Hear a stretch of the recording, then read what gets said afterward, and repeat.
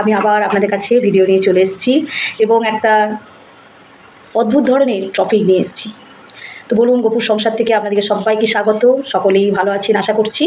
এবং দিদি আজকে কী নিয়ে এসেছে আপনাদের কাছে এবং আপনাদের কতটা ভালো লাগবে আমি ঠিক জানি না, তবে সত্যি এটা খুব মর্মান্তিক একটা ব্যাপার, সেটা নিয়ে আপনাদের সাথে আজকে শেয়ার করছি। এবং আমার দেখা খুব ছোট্ট বয়সে আমার দেখা একটা ঘটনাও আপনাদের সাথে আমি আজকে শেয়ার করছি। তো প্রথমেই বলি, গরিব গরিব মানুষদের কেন এত কষ্ট বলুন তো? তাদেরকে কেন এত সাফার করতে হয়? সবটা তাদেরকে কেন সহ্য করতে হয়? তাদেরকে কেন এত স্ট্রাগল করতে হয়? সব কিছু নিয়েই আপনাদের সাথে আজকে আমি শেয়ার করব।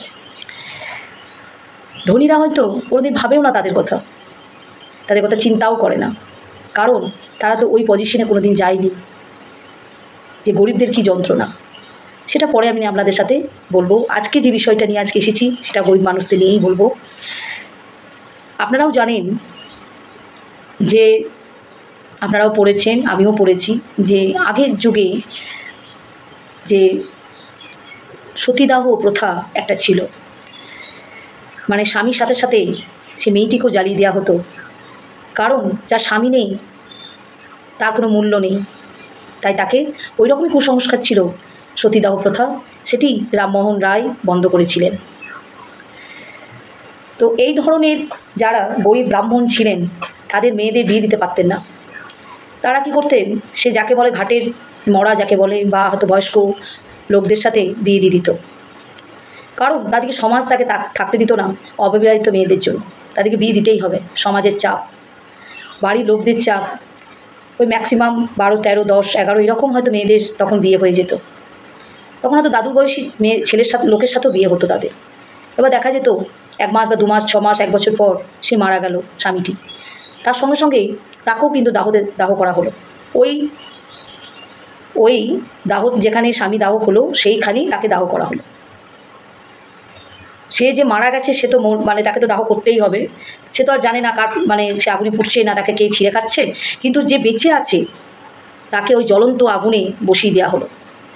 কি মর্মান্তিক ঘটনা বলুন তো, কী কাণ্ড একটা। তো যাই হোক, ওটাও বন্ধ হয়েছিল, রাজা রামমোহন রায় উনি বন্ধ করেছিলেন। তারপর তো বিধবা বিবাহ ওটাও শুরু হয়েছিল, মানে বিধবা যন্ত্রণা তাদেরকে কিভাবে করতে হবে, কম বয়স থেকে তাদেরকে বিধবা যন্ত্রণা ভোগ করতে হতো। এখনকার বিধবারা তো সবই খাচ্ছে, মাছ মাংস, মানে কোনো ব্যাপার নেই, কিন্তু আগেকার যুগে এটা ছিল না। আগেকার যুগে কিন্তু বিধবা মানে চুলগুলো কেটে দেওয়া হতো, বিভৎস লাগতো তাকে দেখতে। হ্যাঁ, সাদা শাড়ি পরতো, একবেলা হয়তো খাওয়া, তাও নিরামিষ, রাতে হয়তো কোনো রকম একটু মুড়ি বা একটু চিড়ে ভাজা, মানে খুব কষ্ট করে তারা থাকতো। আর ওই কম বয়স থেকে তাদেরকে বিধবা যন্ত্রণা ভোগ করতে হতো। তারপর বিদ্যাসাগর উনি ওটাও বন্ধ করলেন। তো গরিব হলে বা গরিব বাবাদের যে কী কষ্ট হতো, চোখের সামনে তার মেয়েকে জ্বালিয়ে দেওয়া হতো, কী কষ্ট বলুন তো। আর আমার দেখা যে জিনিসটা আপনাদের সাথে আজকে শেয়ার করব সেটাও খুব মর্মান্তিক। আমার তখন খুব ছোট, আমার বয়স, আমি বাবা মায়ের সাথে আমি গঙ্গা স্নান করতে গেছিলাম কাটোয়াতে। তো সেখানে আমি দেখছি যে খুবই গরিব, দেখেই বোঝা যাচ্ছিল। তো মেয়েটির বয়স বেশি নয়, হয়তো 13, 14, 15 এরকম। তো সে মেয়েটি বিয়ে হয়তো হয়েছে এবং সে যেতে চাইছে না শ্বশুরবাড়িতে, তার মা বাবার সাথেই যেতে চাইছে। তো সে জোর করে তাকে বাসে তুলছে, তাদের স্বামীর মানে শ্বশুরবাড়ির লোকরা তাকে বাধ্য করছে যে তাকে শ্বশুরবাড়ি করতেই হবে ওই বয়স থেকে। কেন বলুন তো? কারণ তার বাবা গরিব, আর বাবা মা তখন নিচে দাঁড়িয়ে দাঁড়িয়ে কাঁদছে। তখন তার মানে বলারও ক্ষমতা নেই যে না আমার মেয়ে যাবে না, বা আমার মেয়েকে তোমরা নিয়ে যেও না। এই যে কি একটা দুঃখ কষ্ট আমি নিজের চোখে দেখেছি, এবং আমার চোখ দিয়েও জল এসেছিল যে গরিব মানুষদের এত কেন কষ্ট পেতে হয়, তাদেরকে কেন এত সাফার করতে হয়, এত তাদেরকে কষ্ট যন্ত্রণা ভোগ করতে হয়। আর যে মেয়েগুলি আজকে সতীদাহ বলুন বা তাদেরকে জ্বালিয়ে দেওয়া হতো, তাদের অপরাধ কী? আর তারা গরিব ব্রাহ্মণে বাড়িতে তারা জন্ম নিয়েছে, তার বাবা গরিব, তারা হয়তো ভালো করে ধুমধাম করে বিয়ে দিতে পারবে না বলেই আজকে তাদের দাদুর বয়সী লোকদের সাথে বিয়ে দিয়ে তাদেরকে ওইভাবে যন্ত্রণা দেওয়া হতো এবং তাদেরকে ওইভাবে জ্বালিয়ে দেওয়া হতো। মা বাবার সামনে তাদের সন্তানকে ওইভাবে জ্বালিয়ে দেওয়া হতো। এই যে কী কষ্ট, কী যন্ত্রণা, সে এক মা বাবারাই জানবে। কিন্তু তারা গরিব, তারা কি করবে, তাদের কোনো উপায় নেই। ওই কুসংস্কার আর ওই প্রথা তাদেরকে মেনে চলতে হতো। দিনের পর দিন হয়তো ওইভাবেই তারা যন্ত্রণা সহ্য করে আসছে প্রত্যেক মা বাবা। এবং যে মেয়েটি বা যে মেয়েগুলি গেছে, তারপর তো রাজা রামমোহন রায় এসে ওগুলো বন্ধ করেন, সেটা আপনারাও জানেন যারা লেখাপড়া শিখেছেন। তো আজকে সেই গরিবদের নিয়ে আজকে আমি বলবো যে তারা আজকে এত কষ্ট, এত যন্ত্রণা, কি না তারা আজকে গরিব, তাদের কাছে কোনো পয়সা নেই, তাদেরকে দেখারও লোক নেই, আহা করারও লোক নেই যে তাদের আজকে এত যন্ত্রণা কষ্ট। তো ওই বাসে আমি দেখলাম যখন মেয়েটিকে জোর করে চাপালো, মেয়েটি কিছুতেই যেতে চাইছে না, যে না আমি যাব না, প্রায় ওর বাবার বয়সী মানুষের সাথে বিয়ে দিয়ে দিয়েছে। তো কার ভালো লাগে বলুন? কারো ভালো লাগে বলুন তো? একটা কম বয়সী মেয়ে, সে বিয়ের কী বোঝে? ওই ছোট্ট বয়সে তাদের পুতুল খেলার বয়স, তারা খেলবে, তারা পড়াশুনো করবে না, ওই বয়সে একটা বাবার বয়সী লোকের সাথে সে মা বাবাটি বিয়ে দিয়ে দিয়েছে গরিব বলে।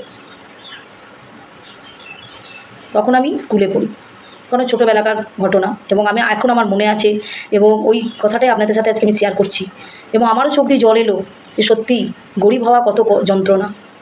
আর মেয়েটি চাইছে না যেতে, তাকে জোর করে যেতে হচ্ছে, তাকে বাসে জোর করে চাপানো হচ্ছে। তো গরিব মানুষদের সত্যি তাদেরকে দেখার লোকও নেই, তাদের জন্য চিন্তা করারও লোক নেই, কিছুই নেই।